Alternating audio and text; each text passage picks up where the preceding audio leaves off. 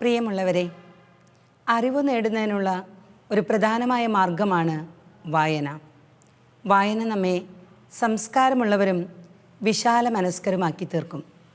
ശരീരത്തിന് വ്യായാമം എങ്ങനെയോ അതുപോലെ തന്നെയാണ് മനസ്സിന് വായനയും. ഫാദർ സ്റ്റാർസൻ ജെ കള്ളിക്കാടൻ എഴുതിയ ചോരയും നീരും എന്ന പുസ്തകമാണ് ഇന്ന് നിങ്ങളോട് ഷെയർ ചെയ്യാനായിട്ട് ഞാൻ ആഗ്രഹിക്കുന്നത്. 2023 ഫെബ്രുവരിയിലാണ് സോഫിയ ബുക്സ് ഈ പുസ്തകം പബ്ലിഷ് ചെയ്തത്. അവസാനത്തുള്ളി രക്തവും നമുക്കായി ചിന്തിയ ക്രൂശിതൻ്റെ തിരുരക്തവും തിരുജലവും നമ്മെ അഭിഷേകം ചെയ്യുന്ന ഒരു അനുഭവമാണ് ഈ വായന നമുക്ക് പ്രദാനം ചെയ്യുന്നത്.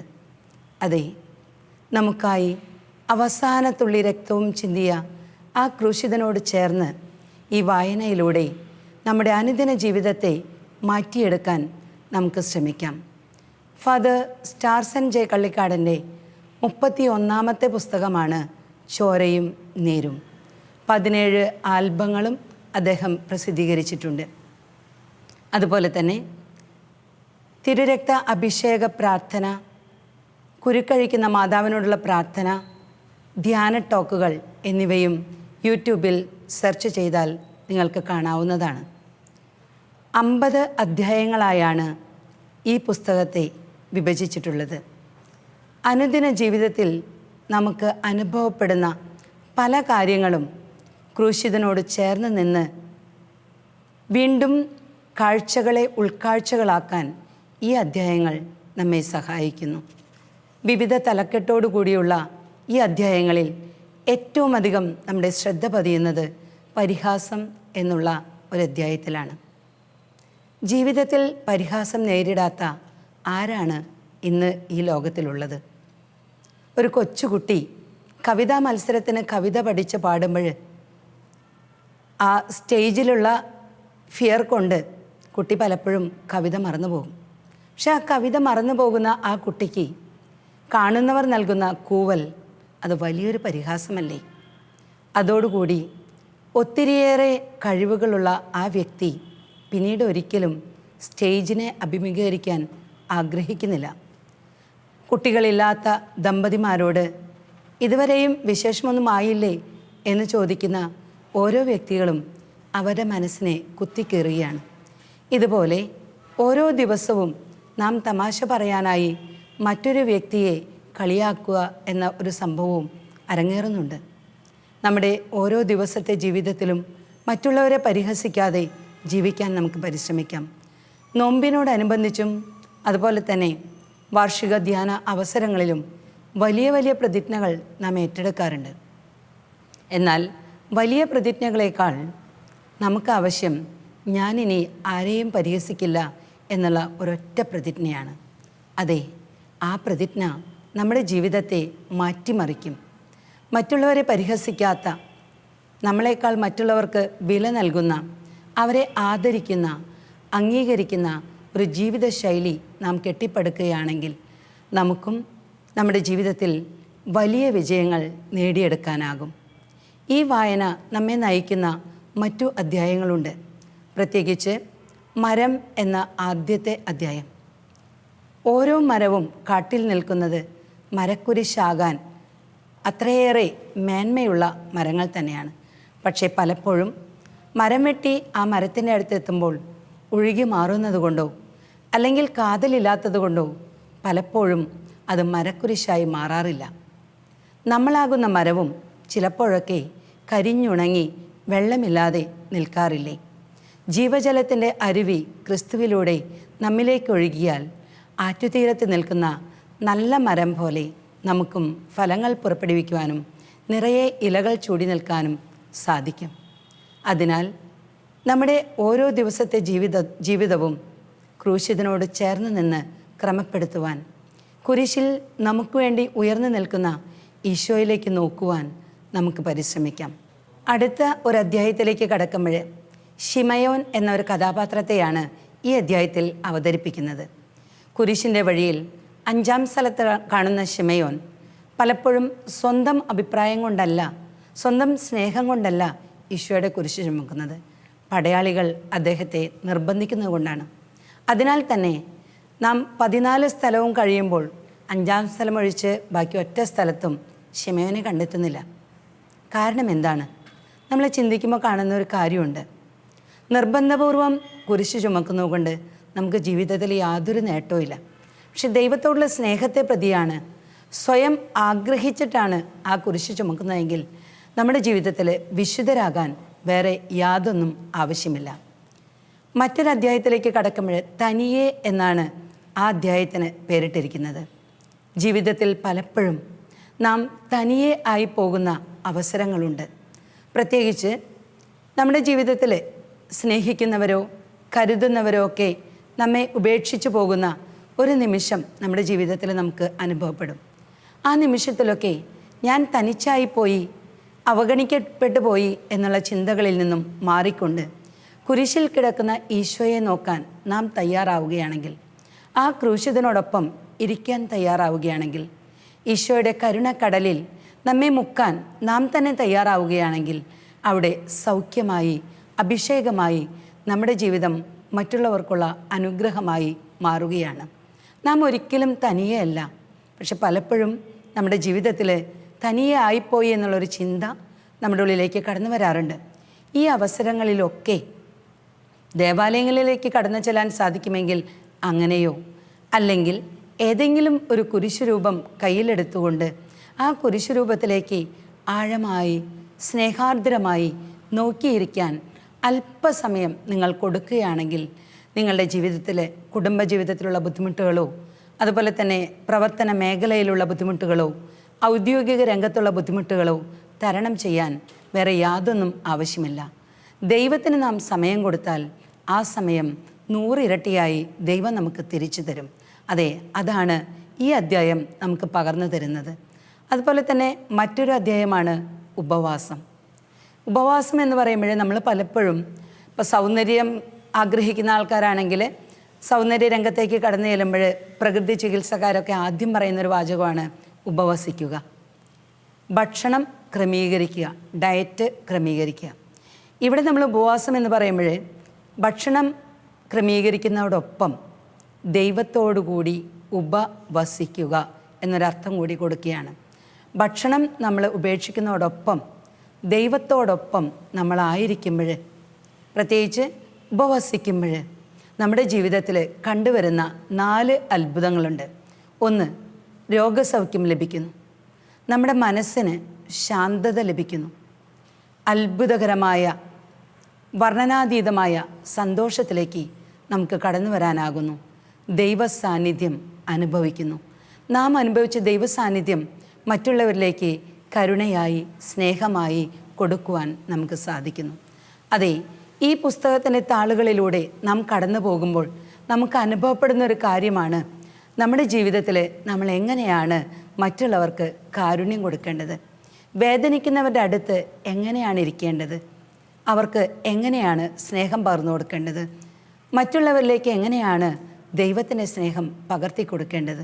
ഓരോ കുഞ്ഞു കുഞ്ഞു അനുഭവങ്ങളിലൂടെ ഫാദർ സ്റ്റാർസൻ ജെ കള്ളിക്കാടൻ ഈ ചോരയും നീരും എന്ന പുസ്തകത്തിലൂടെ ദൈവസാന്നിധ്യത്തിലേക്ക്, ദൈവസാന്നിധ്യ അനുഭവത്തിലേക്ക്, ദൈവത്തിൻ്റെ കരുണയിലേക്ക് നമ്മെ ഓരോരുത്തരെയും നയിക്കുന്നു.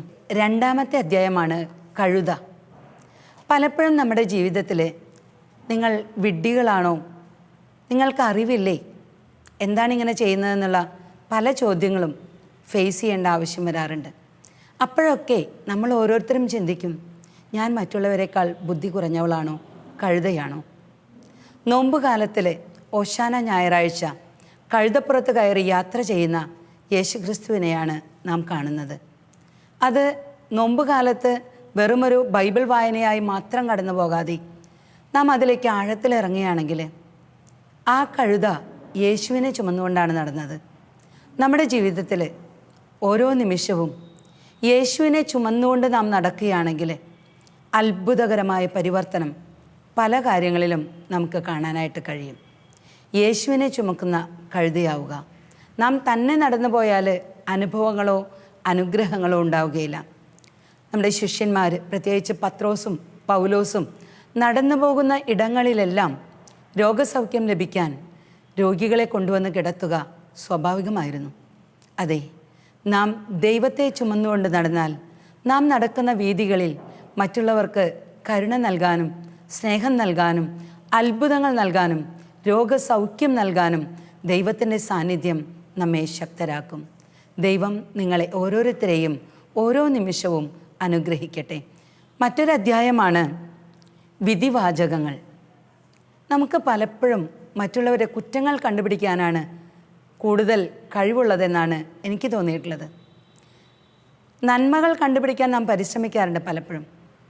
പ്രത്യേകിച്ച് ഈ നോമ്പുകാലത്തൊക്കെ ഓരോ വ്യക്തികളെയും നമ്മൾ ഫോക്കസ് ചെയ്ത് ആ വ്യക്തികളുടെ നന്മകൾ എഴുതിയിടുക, അവരോട് നന്മകൾ പറയുക എന്നുള്ളതൊക്കെ സന്യാസ ഭവനങ്ങളിൽ വളരെ പ്രാക്ടിക്കലായിട്ട് ചെയ്യുന്ന കാര്യങ്ങളാണ്. അത് ഒത്തിരി അനുഭവങ്ങളാണ് ഓരോ വ്യക്തിക്കും നൽകുന്നത്. എൻ്റെ തന്നെ അനുഭവം എടുക്കുകയാണെങ്കിൽ, ഞങ്ങളുടെ സമൂഹത്തിൽ അങ്ങനെ ഒരു തീരുമാനം എടുത്തു. ഓരോ വ്യക്തിയും ഓരോ ദിവസവും ആ വ്യക്തിയെ പറ്റി നന്മ എഴുതിയിടണം. അപ്പം ഒരു കവറിലാക്കി വൈകുന്നേരം ആകുമ്പോൾ അത് നമുക്ക് തരും.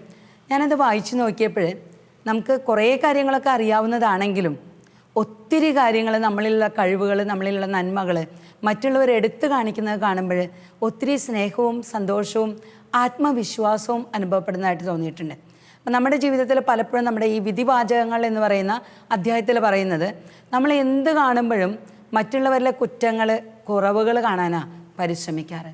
പക്ഷെ നമുക്ക് ഒരു പടി കൂടി മുന്നോട്ട് കടന്നുകൊണ്ട് മറ്റുള്ളവരിലെ നന്മകൾ ചൂണ്ടിക്കാണിക്കാൻ, അവരെ ഒന്ന് അംഗീകരിക്കാൻ, അവരിലുള്ള നന്മകളെ ഒന്ന് പ്രശംസിക്കാൻ നമുക്ക് പരിശ്രമിക്കാം. നമ്മുടെ അടുക്കളയിൽ ജോലി ചെയ്യുന്ന അമ്മമാർ രാവിലെ മുതൽ രാത്രി വരെ അവർ അങ്ങനെ ആ ഒരു അടുക്കളയിൽ സമയം ചെലവഴിക്കുന്നതുകൊണ്ടാണ് ആ കുടുംബത്തിലെ എല്ലാവരും വളരെ സന്തോഷവാന്മാരായി നല്ല ഭക്ഷണം കഴിച്ച് നല്ല ആരോഗ്യത്തോടു കൂടിയിരിക്കുന്നത്.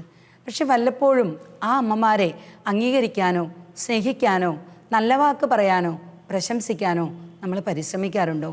ഇനിയെങ്കിലും നമ്മുടെ ജീവിതത്തിൽ അടുക്കളയിൽ നമുക്ക് വേണ്ടി ജോലി ചെയ്യുന്ന നമ്മുടെ അമ്മമാർ, ഭാര്യമാർ, സഹോദരിമാർ, അവരെയൊക്കെ ഒന്ന് സ്നേഹിക്കാനും അവരെ സന്തോഷിപ്പിക്കാനും അവരെ പ്രശംസിക്കാനും നമുക്ക് പരിശ്രമിക്കാം. അടുത്തൊരു അധ്യായമാണ് കുരിശ് സ്വാധീനിച്ചവർ. അതെ, അതിൽ പേര് പറയുന്ന ഒരു വ്യക്തിയാണ് സാഹിത്യകാരനായ പെരുമ്പടവം ശ്രീധരൻ. പെരുമ്പടവം ശ്രീധരൻ പറയുകയാണ്, അക്രൈസ്തവനായ എന്നെ സ്വാധീനിച്ച ഒരേ ഒരു മനുഷ്യനാണ് യേശു ക്രിസ്തു. ആ യേശു ക്രിസ്തുവിൻ്റെ കുരിശിലേക്ക് നോക്കിയിരുന്നാണ് പെരുമ്പടവം ശ്രീധരൻ തൻ്റെ വ്യത്യസ്തമായ കഥാപാത്രങ്ങളെ അവതരിപ്പിക്കുന്നത്. അതുപോലെ തന്നെ KP അപ്പൻ, അദ്ദേഹവും പറയുന്നത് അദ്ദേഹത്തെ സ്വാധീനിച്ച 2 ഘടകങ്ങളാണ് കുരിശും ക്രൂശിതനും. അടുത്ത നമ്മൾ കാണുന്നൊരു വ്യക്തിയാണ് സിസ്റ്റർ മേരി ബെനീഞ്ഞ.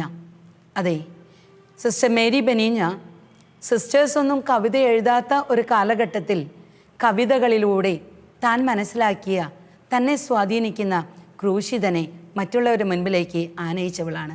കുരിശിനെ നോക്കിയിരുന്നാൽ നിങ്ങൾക്ക് എന്തൊക്കെ അനുഭവങ്ങളുണ്ടാകും, ജീവിതത്തിൽ എന്തൊക്കെ വിജയം നേടാനാകുമെന്ന് മേരി ബെനീഞ്ഞയുടെ കവിതകളിലൂടെ മേരി ബെനീഞ്ഞ വളരെ ഭംഗിയായി വരച്ചു കാണിക്കുന്നു.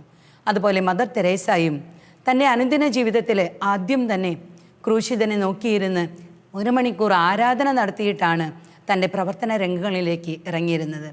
വളരെ കഷ്ടപ്പെടുന്ന സഹോദരങ്ങളിൽ, രോഗികളിൽ, അനാഥരായ മക്കളിൽ, പിഞ്ചു കുഞ്ഞുങ്ങളിലൊക്കെ ഈശോയെ കണ്ടുകൊണ്ട്, പ്രത്യേകിച്ച് അന്നത്തെ കാലത്ത് മദർ തെരേസയെ എതിർത്ത സഹോദരങ്ങളെ ഏറ്റവും സന്തോഷത്തോടെ സ്നേഹിച്ചും ശുശ്രൂഷിച്ചും മുന്നോട്ട് നീങ്ങാൻ മദർ തെരേസയെ യോഗ്യയാക്കിയത്, ആ സമർപ്പണത്തിന് മദർ തെരേസയെ നയിച്ചത് ക്രൂശിതനായ യേശുവാണ്. അവിടുത്തെ മുൻപിലിരുന്നുള്ള 1 മണിക്കൂർ ആരാധനയാണ്. കുരിശിൻ ചുവട്ടിലെ സ്ത്രീകൾ എന്നാണ് മറ്റൊരധ്യായം. കുരിശിൻ്റെ വഴിയിൽ നമ്മൾ യേശുവിനെ അനുഗമിച്ച സ്ത്രീകളെ കാണുന്നുണ്ട്. യേശുവിൻ്റെ മുഖം നിറച്ച വെറോനിക്കയെ കാണുന്നുണ്ട്. കരഞ്ഞ് എങ്കിലും തൻ്റെ മകനോടൊപ്പം കുരിശിൻ്റെ വഴിയിൽ നടന്നു നീങ്ങിയ മാതാവിനെ കാണുന്നുണ്ട്. കാൽവരിയിൽ അവിടുത്തെ കുരിശിൻ കീഴിൽ നിൽക്കുന്ന സ്ത്രീകളെ കാണുന്നുണ്ട്. എന്തുകൊണ്ടാണ് ഇത്രയധികം പുരുഷന്മാരുള്ള അന്നത്തെ ലോകത്തിൽ സ്ത്രീകൾ മാത്രം യേശുവിനെ സ്നേഹത്തോടെ അനുഗമിച്ചത്? അത് യേശുവിന് സ്ത്രീകളെ കാണുന്ന ആ ഒരു പ്രത്യേകതയും യേശുവിൻ്റെ അവരോടുള്ള സമീപനവുമാണ്. ശരീരത്തേക്കാൾ ഉപരി സ്ത്രീകളുടെ ആത്മാവിലേക്കാണ് യേശു നോക്കിയിരുന്നത്. നമുക്ക് പലപ്പോഴും ഒരു സ്ത്രീക്ക് ആവശ്യമില്ലാത്തൊരു നോട്ടം കാണുമ്പോൾ പ്രത്യേകമായി വിവേചിച്ചറിയാൻ സാധിക്കും. എന്നാൽ യേശു അവരുടെ ആത്മാവിലേക്കാണ് നോക്കിയിരുന്നത്. അതിനാൽ തന്നെ ഐഹികമായ ഒരു ബന്ധം, സ്വർഗീയമായ ഒരു സന്തോഷം, സ്വർഗീയമായ ഒരു പരിശുദ്ധി യേശുവും സ്ത്രീകളും തമ്മിലുള്ള ബന്ധത്തിലുണ്ടായിരുന്നു.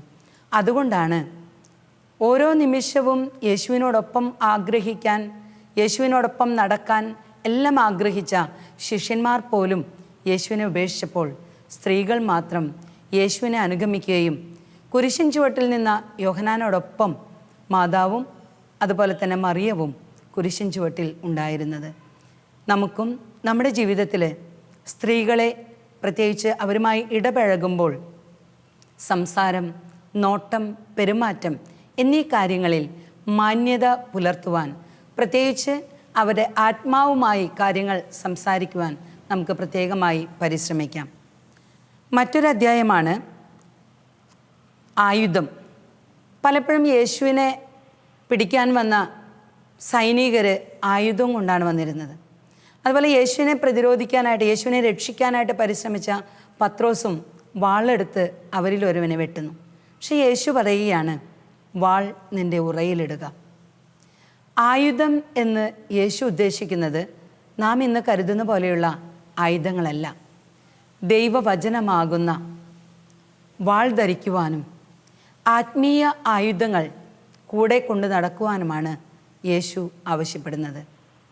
സത്യത്തിൽ മുറുകെ പിടിച്ചുകൊണ്ട്, ആത്മീയ ആയുധങ്ങൾ ധരിച്ചുകൊണ്ട്, വായനാശീലം പ്രത്യേകിച്ച് ബൈബിളും വായിക്കാനായിട്ട് പരിശ്രമിച്ചുകൊണ്ട് നമുക്കും ഇന്നത്തെ ലോകത്തിൽ ദൈവത്തിന് സാക്ഷ്യം വഹിക്കുന്ന നല്ല മക്കളായിത്തീരാൻ പരിശ്രമിക്കാം. മറ്റൊരധ്യായമാണ് സമയം.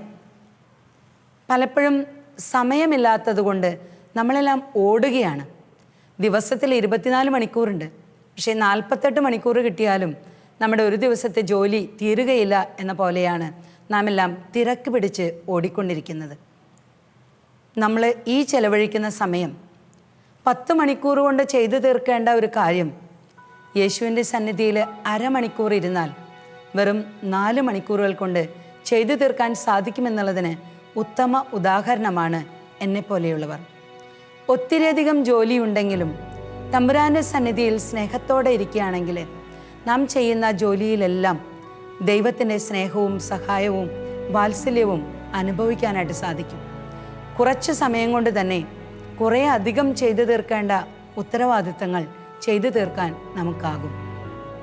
നമ്മുടെ ഓരോരുത്തരുടെയും ജീവിതത്തിൽ ദൈവത്തിന് വില കൊടുക്കാൻ, സത്യത്തിന് വില കൊടുക്കാൻ, അധ്വാനത്തിന് വില കൊടുക്കാൻ, കാരുണ്യത്തിന് വില കൊടുക്കാൻ നമ്മൾ തയ്യാറായാൽ അത്ഭുതങ്ങൾ ദർശിക്കാൻ നമുക്ക് സാധിക്കുമെന്ന് ഈ പുസ്തകത്തിലെ 50 അധ്യായങ്ങളിലൂടെയും ഫാദർ സ്റ്റാർസൺ ജെ കള്ളിക്കാടൻ പ്രതിപാദിക്കുകയാണ്. അദ്ദേഹത്തിൻ്റെ ജീവിതത്തിൽ കണ്ടുവന്ന യാഥാർത്ഥ്യങ്ങളിലൂടെ, അനുഭവിച്ച അനുദിന ജീവിതത്തിലൂടെ അദ്ദേഹത്തിൻ്റെ ഉള്ളിലേക്ക് പരിശുദ്ധാത്മാവ് നൽകിയ പ്രേരണ അനുസരിച്ചാണ് ഈ 50 അധ്യായങ്ങളും അച്ഛൻ രൂപപ്പെടുത്തിയിട്ടുള്ളത്. നമ്മുടെ ജീവിതത്തെയും രൂപപ്പെടുത്താൻ, ദൈവകാരുണ്യം കൊണ്ട് നിറയുവാൻ ഈ പുസ്തകത്തിൻ്റെ വായന നിങ്ങളെ ഓരോരുത്തരെയും സഹായിക്കട്ടെ.